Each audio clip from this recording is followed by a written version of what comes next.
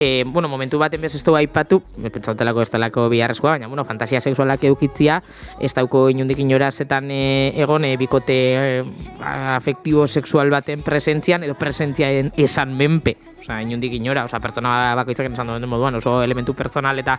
bere zixa eta konkretu da, ez dakoela inolako, ez dauela beste pertsona bat egotian, edo bate buruan eukitxian menpe, inundik inora. Uste barik. Gainera,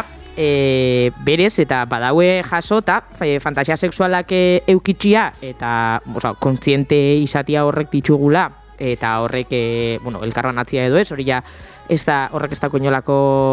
zerarik, baina sexu disfuntzinuei edo sexu zailtasunei aurre itxeko aukera haugun bat izen lehizkela planteatzen da, Brett Carr izeneko osasun mentaleko irakasle batek esaten dau, fantasiak sexualak gure eguneroko arazuen arnasa diela, eta berehalako liberazio fisiko eta psikologikoa albideratzen dabiela, antxietatiak eta depresioak harrapatzen gaituztenian. Egisa da, holako egoeratan gauzenian, norberan libidua, norberan egunerokotasuneko sexualia oso ikututa ikusten dela, eta orduan, egin baten edo bestian, fantasia bidez, heldu bageike ez, libido maila normalak edo arruntak eukitzea, norberandako arruntak izan lehizkenak, izen lehikera rekuperaziorako, ero hobeto gauzelan seinale bat.